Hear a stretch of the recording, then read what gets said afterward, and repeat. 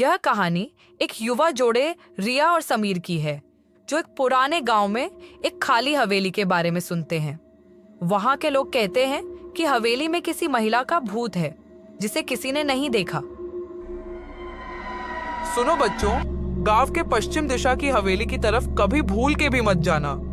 वहां जो जाता है कभी वापस नहीं आता। राज और साहसी रिया और ईश्वर उस हवेली में रात बिताने का फैसला करते हैं, लेकिन जो कुछ वे वहां अनुभव करते हैं वह उनके जीवन को बदल देता है। रिया और समीर एक शांत और सुस्त गांव में घूम रहे होते हैं जब वे वहां की एक डरावनी हवेली के बारे में सुनते हैं। गांव वाले उन्हें चेतावनी देते हैं कि वह हवेली छोड़ दें, क्योंकि वहां अजीब घटनाएं घटती हैं। सुनो बच्चों, तुम सब इस गांव से चले जाओ। ऐसा ना हो कि उस चुड़ैल का अगला शिकार तुम सब बन जाओ।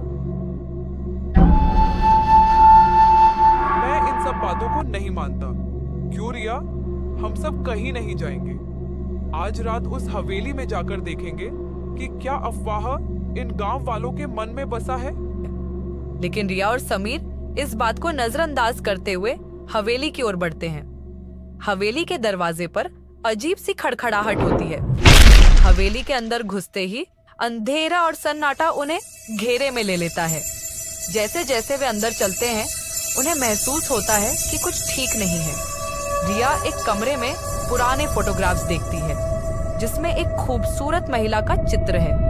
अचानक वह चित्र गिर जाता है और एक पुराना पियानो बजने लगता है।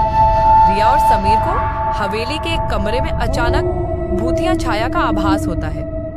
रिया को एक महिला की आवाज सुनाई देती है, जो उसे मदद के लिए पुकार रही होती है। समीर उसे समझाता है कि यह सब सिर्फ उसका डर है। तुम डरो मत रिया, कुछ नहीं है यहाँ, बस तुम्हारा भ्रम है। लेकिन रिया की आंखों में डर साफ नजर आता है। वे दोनों घर के अलग अलग हिस्सों में जाने का फैसला करते हैं। समीर हवेली के दूसरे हिस्से में जाता है और वहां उसे एक पुराना बक्सा मिलता है। वह बक्सा खोलता है और उसमें एक किताब और कुछ पुराने कागज मिलते हैं। कागजों में एक महिला की आत्महत्या की कहानी लिखी होती है, जो इस हवेली में रहती थी। जैसे ही समीर यह सब पढ़ता है, हवेली में एक जोरदार आवाज आती है। समीर अचानक डर जाता है। रिया हवेली के एक और कमरे में जाती है, जहां उसे एक तस्वीर मिलती है जिसमें वही महिला दिखती है। वह तस्वीर को उठाती है और तभी कमरे के दरवाजे पर अचानक कुछ आवाजें आती हैं। रिया डरी डरी बाहर निकलने लगती है, लेकिन दरवाजा बंद हो जाता है। कमरे की दीवारों पर खून के धब्बे दिखाई देते हैं। रिया डर से चिल्लाती है और समीर की ओर दौड़ती है। अचानक हवेली में अजीब सी घटनाएं तेज हो जाती हैं। रिया और समीर उस महिला की आत्मा का सामना करते हैं।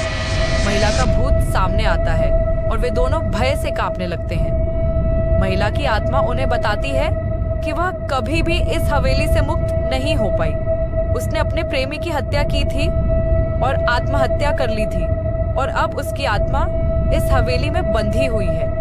रिया और समीर महिला की आत्मा को शांति देने का निर्णय लेते हैं। वे उस महिला की हत्या के अपराधी का पता लगाते हैं और उसकी आत्मा को मुक्त करने के लिए एक तंत्र मंत्र का प्रयोग करते हैं। इसके बाद महिला की आत्मा शांति से चली जाती है और हवेली में सब कुछ सामान्य हो जाता है। रिया और समीर भयभीत और थके हुए वापस बाहर आते हैं, लेकिन उनका सामना एक खौफनाक सच्चाई से हुआ था।